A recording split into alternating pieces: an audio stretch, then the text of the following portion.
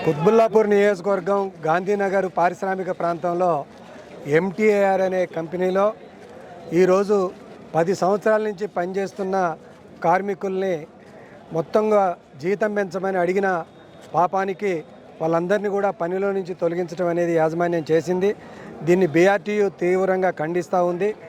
Fixed term employees అనే పేరుతోటి శ్రమదోపిడీ చేస్తూ ఉంది.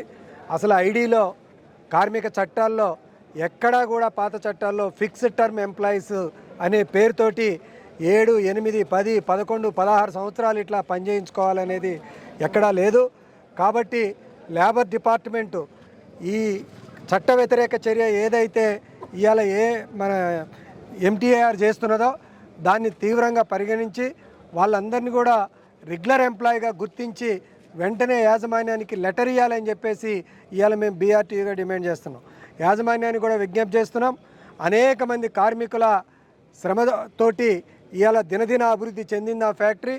అనేక యూనిట్లకు పెరిగింది, మంచి అభివృద్ధి క్రమంలో ఉంది, ఉత్పత్తి కూడా బాగుంది, లాభాల్లో ఉంది, షేర్ మార్కెట్లో దాని వాల్యూ కూడా రెగ్యులర్గా పెరిగింది. ఇలాంటి సందర్భంలో రెగ్యులర్గా కష్టపడి పనిచేస్తున్న కార్మికుల్ని అకారణంగా జీతం పెరగమని అన్నందుకు వాళ్ళకు టర్మినేషన్ లెటర్లు ఇవ్వడం అనేది చాలా దుర్మార్గం, చాలా అన్యాయం, చట్ట వ్యతిరేకం. ఎందుకంటే ఒకేసారి ఎలాంటి ముందస్తు చర్చలు లేకుండా, ముందస్తు ఉత్తరాలు లేకుండా, ఎలాంటి ఎంక్వైరీలు లేకుండా ఎప్పుడు కూడా ఏ పరిశ్రమలు కూడా ఏ కార్మికుని కూడా ఇప్పటివరకు చరిత్రలో ఏ పరిశ్రమ తొలగించలేదు. కానీ ఇవాళ ఎంటీఏఆర్ అనేది ఇంత పెద్ద కంపెనీ రాత్రికి రాత్రి 100 మందికి టర్మినేషన్ లెటర్ ఇవ్వటం ఏ రకంగా రైటు? అందుకనే ఇవాళ నేను రేవంత్ రెడ్డి గవర్నమెంట్ని డిమాండ్ చేస్తున్నా, అయ్యా మీరు మొత్తం మీద ఈ కార్మికుల్ని పట్టించుకోకుంటుంటే చాలా అన్యాయం జరుగుద్ది. మీ కార్మిక శాఖ మంత్రి జోక్యం చేసుకోవాలా. ఈ రకంగా చట్టాలని కనీసం గౌరవించిన యాజమాన్యాన్ని హెచ్చరించాలి. వెంటనే వాళ్ళకి ఇచ్చిన టర్మినేషన్ లెటర్లు వెనక్కి తీసుకోవాలి. వాళ్ళు అడిగినట్టుగా జీతాలు పెంచాలి.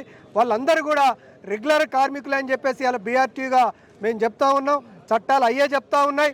అందుకని చట్టాలను గౌరవించి వాళ్ళందరికీ కూడా ఇండివిజువల్గా మీరందరూ రెగ్యులర్ ఎంప్లాయీస్ అని చెప్పేసి ఉత్తరాలు ఇవ్వాలని చెప్పేసి ఇలా బీఆర్టీగా డిమాండ్ చేస్తాం.